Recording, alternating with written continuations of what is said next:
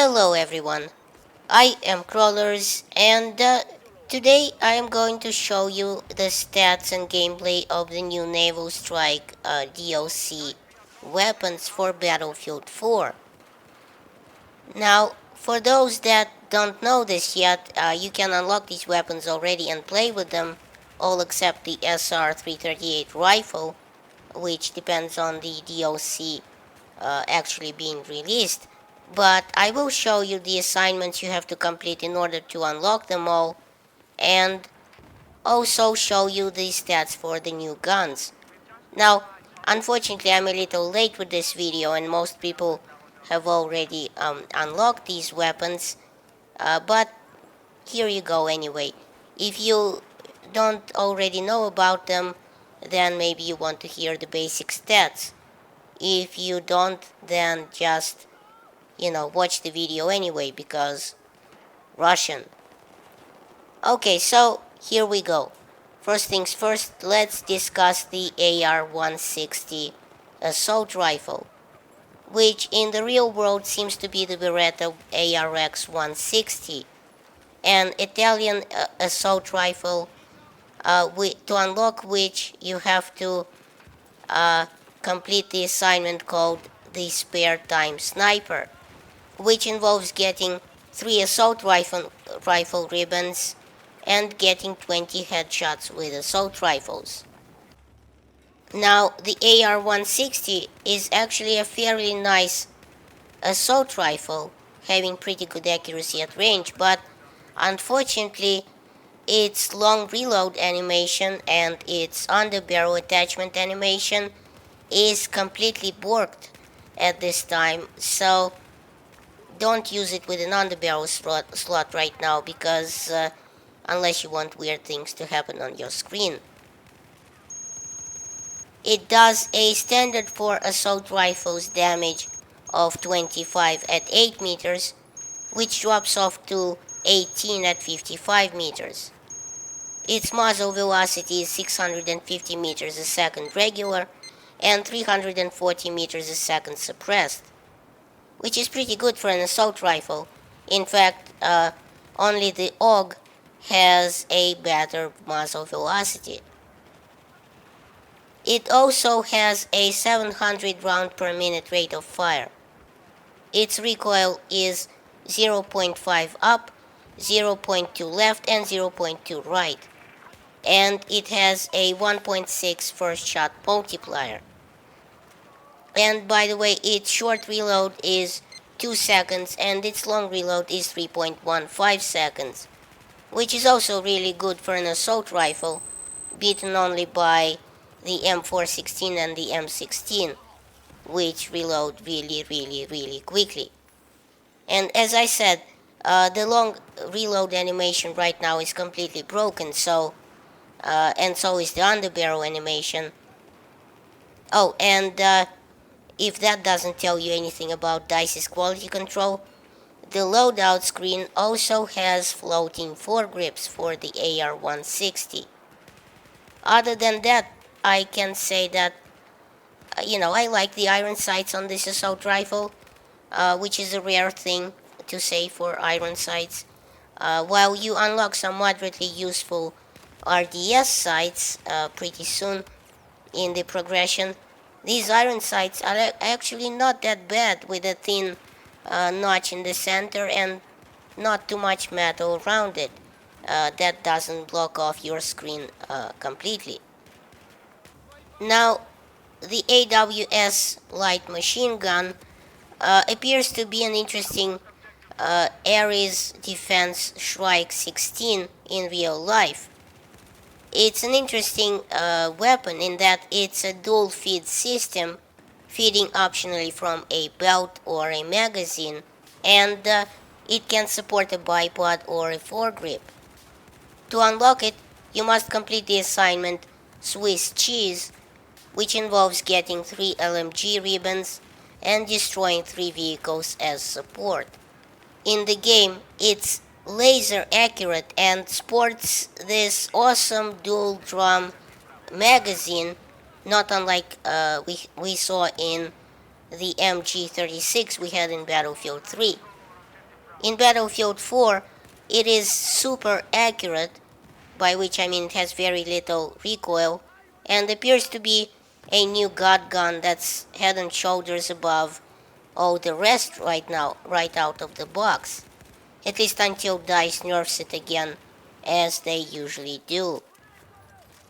It is a magazine-fed LMG, in Battlefield 4 at least, which seems to be using the standard assault rifle damage model of 25 at 8 meters, which drops off to 18 at 55 meters. Now, what this actually means is the drop-off is a little shorter than the standard LMG 65 meter damage drop-off, as well as having a little less suppression. It fires the 556 bullet at 800 rounds per minute, which appears to be the top velocity, sharing first place with MG4 and the SAW. Now, these are already pretty good stats, but it gets better still. As if this wasn't an awesome weapon already, its upward recoil is 0.3, and its left recoil is 0.25, and its right recoil is 0.3.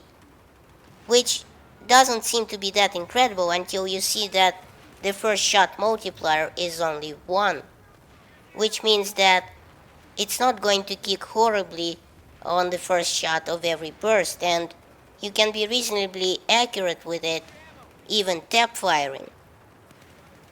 Its muzzle velocity is 580 meters a second regular and 320 meters a second suppressed, and its magazine is a cool dual drum of 100 rounds of happiness, as I said before, which right now seems to be borked at 99 rounds, being that DICE doesn't seem to play its own game in any way.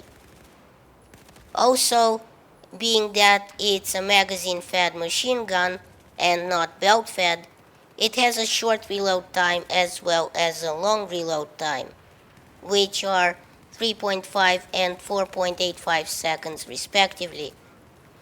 So as far as I said, it's a very good weapon and seems to be well above the others in accuracy. It's got that MG36 feels and in its dual drum magazine, and it's just awesome all around.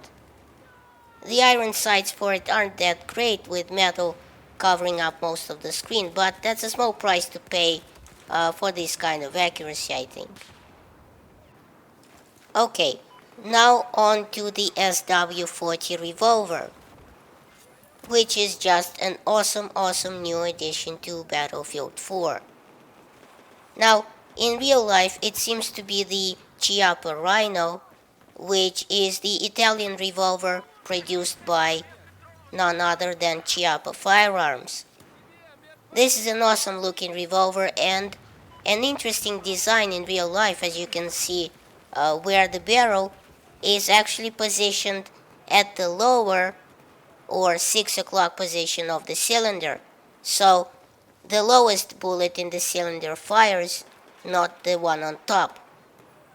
This means that the recoil of the shot should be directed into the shooter's hand rather than above it. It also means that the action and the hammer is actually located inside the gun, leading to, I'm sure, more complexity, and the handle that you see above your hand in Battlefield 4 isn't actually the hammer which strikes the bullet casing directly. Instead, it cocks the internal hammer when you move it. It also has an interesting hexagonal shape cylinder, which I suppose isn't really a cylinder anymore, instead of the round one like most revolvers do. This is made to make the gun easier to conceal in a, concealment situation. In a related note, DICE finally seemed to have caved to the overwhelming pressure from players and reduced the delay when firing revolvers. So the Rhino is quite useful now because there is nearly no delay between firing and clicking of the mouse. To unlock it, you must complete the assignment called Curveball, which involves getting 10 kills with the impact grenades. Okay, so now on to the stats. The Rhino, or the SW40, does 56 damage at 15 meters, which drops off to 28 at 37 meters. So as you can see, a close range headshot will be the only shot you ever need. It fires the 357 Magnum round in Battlefield 4. Ironically, since its name is the SW40, it doesn't fire the Smith & Wesson 40 round. Although in real life it can do both, obviously depending on the model. Its rate of fire is 220 rounds per minute, which is better than both of the other revolvers in Battlefield 4, and maybe why it's marginally more useful. Its muzzle velocity is 400 meters a second, and because it's a revolver, and you have to unload and load all the bullets in the cylinder, it doesn't have a short reload time. Its long reload time is 3.8 seconds. It has a vertical recoil of 2, which is on par with all the other revolvers, and .22 left and .22 right. Thankfully, its first shot multiplier is 1. And as a side note, it looks absolutely hilarious with its itty-bitty compensator when you look at it in the loadout screen. I think it's just the best thing I've ever seen. Let's go on to the SR-338 now.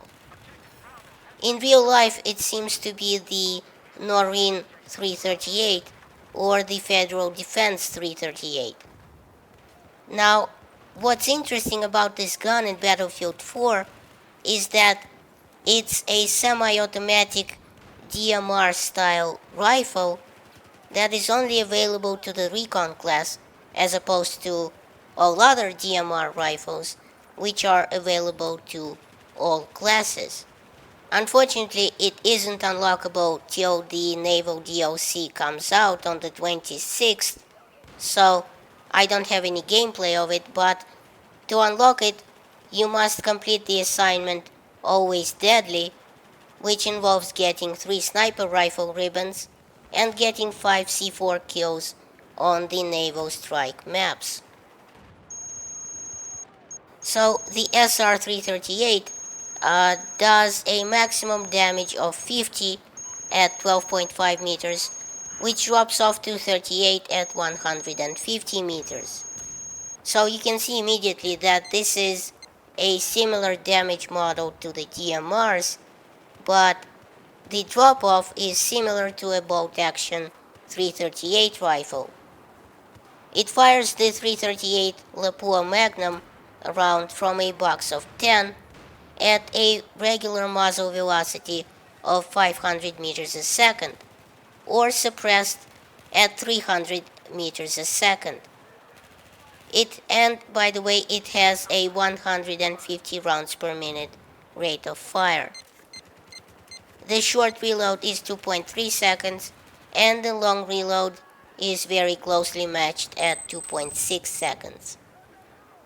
As a side note, the SR-338 does not have access to any foregrips as do other DMRs, and because it has a first shot multiplier of 2, and because every shot you fire is effectively the first shot, since it's a semi-automatic weapon, you can think of every shot's recoil as being 1.2 up instead of 0.6. Okay, now we go to the Russian PDW for the engineer class, the SR2 Verisk. This is a fast-firing, interesting new PDW to Battlefield 4 that is kind of similar to the PP2000, but having a lot more rounds per minute in the game at least. To unlock it, you must complete the assignment called Packing a Punch, which requires destroying 20 boats. This is actually one assignment that might take you a while to complete. What I'd recommend doing is going to a map where you have boats like Hainan Resort or Parasol Storm. Zavod 311 probably won't work well for this sort of thing. And equip the M2 slams and the javelin. Put the slams where you think the boats will come from, or see my M2 slam tactical tutorial video on the best uses of the smart mine. And other than that, just try to lock onto boats with the javelin. Now, destroying 20 boats will take a while, but it's well worth it as the SR2 is a beast at close quarters. It has an interesting damage model, doing 26 damage at 10 meters, which drops off to 12.1 at 60 meters. This is a unique damage model with the drop off because the drop off usually starts at 8 meters for most weapons, as well as PTWs, except of course the CBJ-MS. It fires the 9mm bullet from a magazine of 30, which goes into the handle, Uzi style, at a rate of 900 rounds per minute. Now, its muzzle velocity is a staggeringly slow 310 meters a second regular and a snail-like 180 meters a second when suppressed. Interestingly enough, the unsuppressed bullet from the SR2 flies nearly as slow as the forever suppressed AS-VAL, so you can immediately see that there's a problem there. A suppressor probably isn't the best accessory for this weapon, what with such terribly low muzzle velocity. It has a recoil of 0.29 up and 0.45 left and right, which is incidentally the worst horizontal recoil for any PTW, sharing first place only with the CBJ-MS. So a compensator is probably a good attachment to use with the Verisk to buff the side-to-side recoil to 0.3375. It also has a first shot multiplier of 2.3, which for this kind of weapon with this kind of rate of fire is actually pretty good. Now, I'll mention the two new gadgets to Battlefield 4 right now really quickly, which come in the Naval Strike DLC. These are the AA mine and the 3 grenade launcher, as if we needed more explosives or anti-helicopter weapons in Battlefield 4. But here they go anyway. Now, to unlock the AA mine, you must complete the assignment called Death from Below, which involves getting 3 PDW ribbons and destroying 5 air vehicles with rocket launchers. I suggest using the Igla on attack helicopters or jets because transport choppers won't count. Now, I really can't see a good use for the AA mine right now. In fact, for those people that were worried about it being super OP, ironically, it's kind of useless more or less.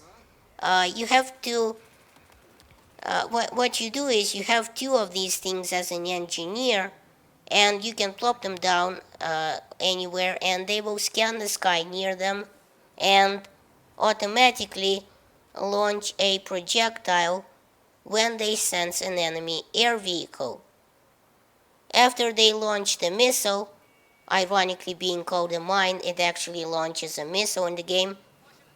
which can turn and everything, they will start throwing off sparks and disappear. Now, these things seem to have a very small sensor radius. Not sure how much exactly, but it seems to be well under 100 meters. And they will not one-shot kill a chopper if you were worried about that. They do only 30% damage to an attack chopper, in fact, and they can also be pretty easily avoided by ducking behind a building or even countered with countermeasures. Besides this, though, I'm not sure if this is a bug or not, but when you place down, at least when I did it, when I placed down two of them at the same time, the first one seems to go inactive and can't even be picked back up. Maybe this was done intentionally by DICE to avoid spamming, but maybe the game is just borked. I'm sure these will come in somewhat handy defending the aircraft carrier or some other objective, but right now they are really more of a nuisance than anything, and not very useful. The AA mine will do 150 damage. Its maximum speed is 200 meters a second.